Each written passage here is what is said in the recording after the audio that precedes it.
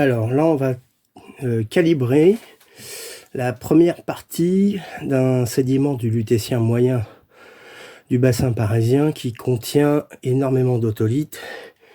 Et on est sur une des premières phases importantes avant finalisation et obtention d'un mélange extrêmement homogène. Une fois qu'on aura terminé, ce sera très différent de ce que l'on a à l'heure actuelle, qui est un sédiment calibré déjà sur place, mais qui reste à nettoyer, hein, parce que là, il y a encore énormément de sable et d'éléments exogènes, notamment des végétaux actuels, de la terre, parfois des mollusques actuels. Donc tout ça, il faut l'éliminer avant d'entreprendre un tri sous-binoculaire ou trinoculaire de la microfaune. Et on passe par plusieurs étapes. Donc là, je vais en l'occurrence commencer par la première étape. On revient du site, on a fait un calibrage sur place, on a déjà calibré à peu près 5 mm et pris tout ce qui passait en dessous des 5 mm.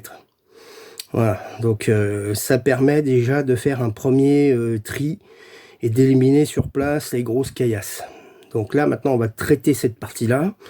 Alors la traiter, c'est tout simple, ça consiste à la tamiser dans de l'eau, tout simplement de l'eau du robinet, l'eau claire. Il n'y a aucun ajout de produits, hein, que ça soit du vinaigre blanc ou de l'antical. À ce niveau-là, c'est pas nécessaire. Ce qu'il faut faire à ce niveau-là, c'est éliminer le surplus sableux pour arriver à avoir un mélange homogène, le plus homogène possible. Donc on va commencer. J'ai d'un côté une partie du sédiment, de l'autre côté une bassine avec de l'eau, avec un tamis à maille à peu près 2 mm, qui est un tamis de cuisine, ce qu'on appelle un chinois, et qui fait très bien l'affaire pour ça, parce que ça coûte pas cher et c'est très efficace. Voilà. Et on peut le remplacer facilement si on le casse, parce que les vrais tamis destinés à ce genre d'opération coûtent 120 € l'unité, et il en faut 7 ou 8, donc vous imaginez 7 ou 8 fois 120.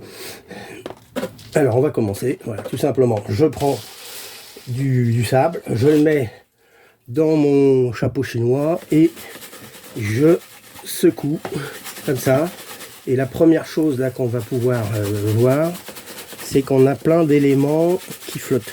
Alors là, les éléments qui flottent sont généralement donc de la terre ou plutôt des végétaux actuels, puisque le site se situe dans un bois, mais qu'il se situe dans un bois ou pas, ça serait à peu près partout pareil, hein. Parce que bon, quand on creuse quelque part, on est forcément dans la nature, exposé aux éléments, donc il peut y avoir des éléments qui proviennent d'ailleurs. Alors là, on égoutte, on va égoutter au maximum. Donc ça, pour ça, je laisse égoutter au maximum pour qu'il y ait le moins d'eau possible. De toute façon, ça va être repris après. On va le reprendre pour le renettoyer directement dans un seau. Ça, c'est l'étape numéro 2, qui est un petit peu plus longue, mais qui est tout à fait nécessaire également pour obtenir un calibrage adéquat. Alors, il y en a plein qui ont essayé différentes méthodes, à commencer par moi. On avait expérimenté plusieurs méthodologies et on s'est aperçu qu'à chaque fois, c'était qu'une perte de temps, parce que malgré tout, on revenait aux méthodes de calibrage comme on procède maintenant. Et donc cette méthode là, je l'avais mise au point avec un ami, Gilles Renaud, en 2010. Vous voyez, c'est pas d'hier. Et alors, il y en a certains qui ont la possibilité d'avoir des méthodes plus techniques encore, par des méthodes de colonnage, des colonnes d'élutriation, ce qu'on appelle, mais malheureusement, je n'ai pas ça ici, et quand bien même je l'aurais, il est quand même nécessaire de faire une préparation de sédiments. Donc ça ne résout pas tout, ça permet d'accélérer le tri, mais en aucun cas de se passer des méthodes classiques de nettoyage. Donc là, ces méthodes classiques de nettoyage qu'on emploie sont sont régulièrement utilisés par beaucoup de laboratoires. Là, c'est pour les otolithes, les microfossiles. Mais s'il y avait des dents, je procède exactement de la même manière, hein. J'en ai déjà parlé.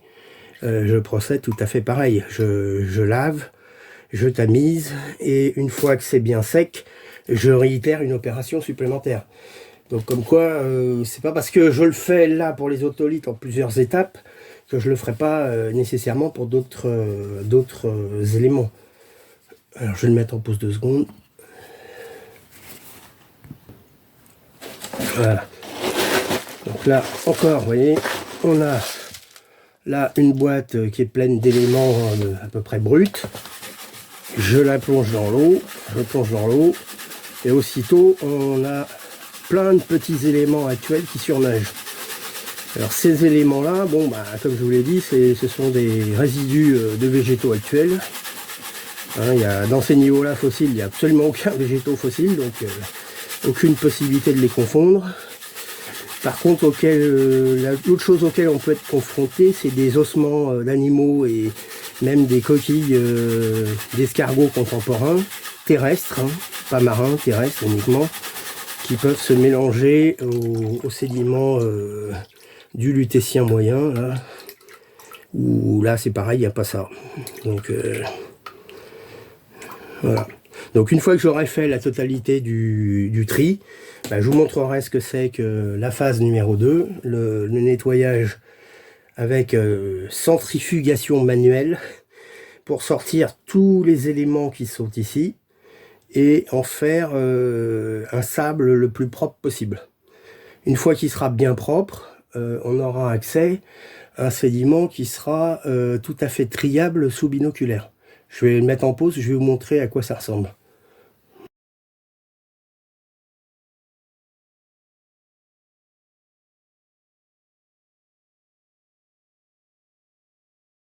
Voilà, on va procéder à l'étape suivante. Je vais nettoyer le résidu de sable en alternant l'eau chaude et l'eau froide. Donc je commence avec de l'eau chaude, je laisse couler doucement. Tout de suite, ce qu'on peut voir, c'est qu'il y a plein d'éléments qui flottent en surface. Donc je vais créer un mouvement rotatif comme ça. C'est pour ça que c'est important de prendre un seau rond ou quelque chose, une bassine ronde pour le faire, pour bien créer le mouvement.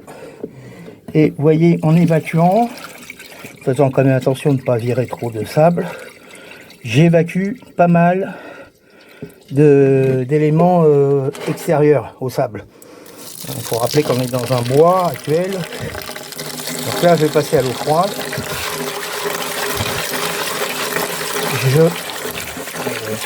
J'agite. Alors, ça peut paraître violent, mais ça ne l'est pas.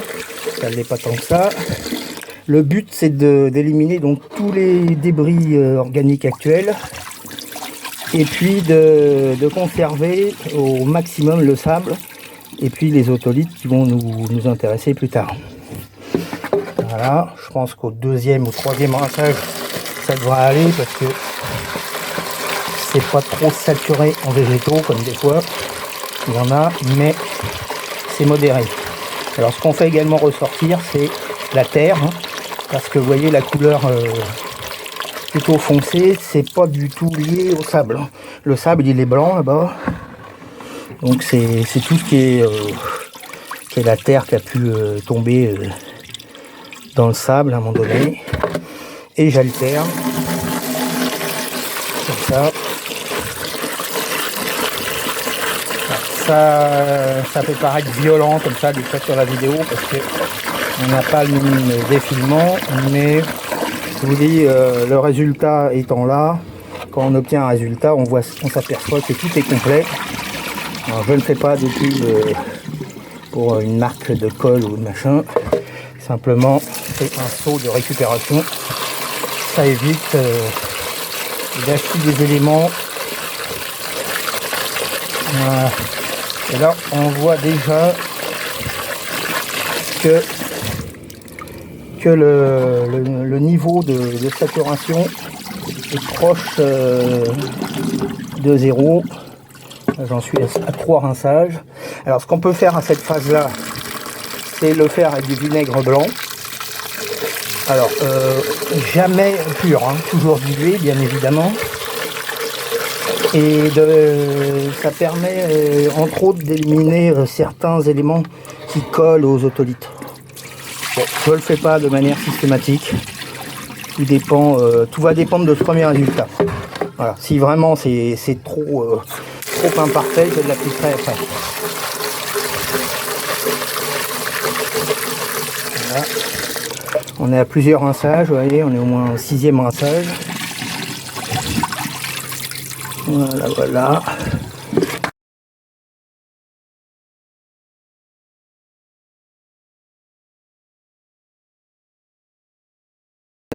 Alors là, une fois que ça sera bien sec, ce sédiment qui sera bien séché de partout, ça va prendre 2-3 jours.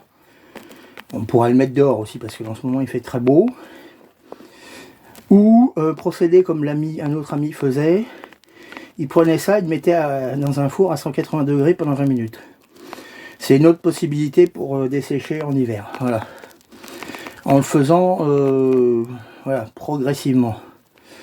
Alors moi je passe pas au four, hein. Je préfère pas parce que chaud-froid ça risque de casser des éléments. Bon, lui il me disait qu'il n'y avait pas de casse particulière.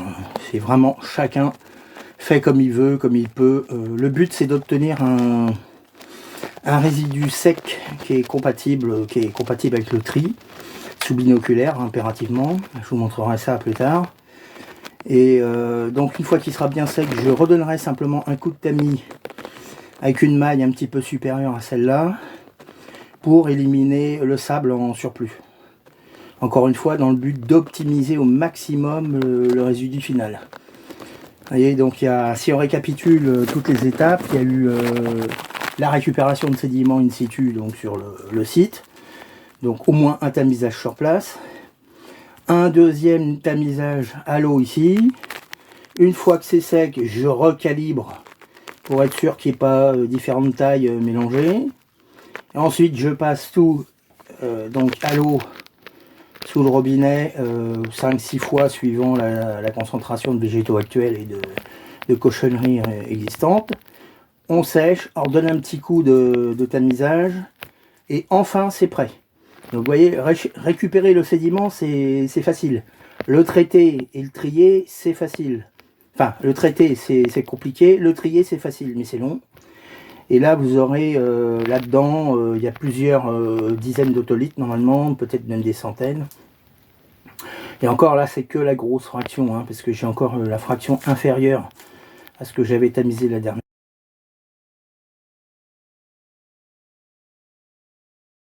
Alors là toujours sur lutétien moyen, pour la récolte d'autolithes, j'ai pris le sédiment que j'ai nettoyé la dernière fois et je vais le calibrer parce que il reste des éléments de taille non homogène. Donc là je vais le recalibrer à 4 mm. Donc je le mets dans le tamis. Voilà. Et je vais tamiser ça tout de suite. J'essaye de trouver le bon angle.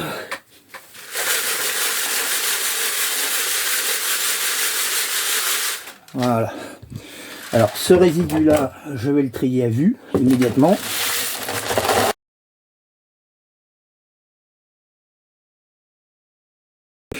Alors là je vais trier la grosse fraction que j'ai mise de côté tout à l'heure, hein, qui vient donc du lutétien moyen de l'Oise. Et je vais vous montrer ce qu'on peut récolter. Là ce sont des débris, hein, donc il ne faut pas perdre de vue qu'il n'y aura pas grand chose. Mais il y a des éléments. Là par exemple on a un petit gastéropode qu'on appelle une mésalia. Là on a une orbitolite. C'est un espèce de foraminifère planctonique.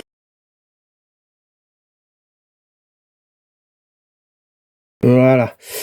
Alors là je suis sur une lame de sable, hein, que j'ai préparé. Donc le sable est prêt à être trié. Il faut encore le recalibrer une fois pour que ça soit optimal, c'est-à-dire faire en sorte qu'on classe tous les gros éléments ensemble et les petits ensemble pour que ça soit vraiment le plus propre possible.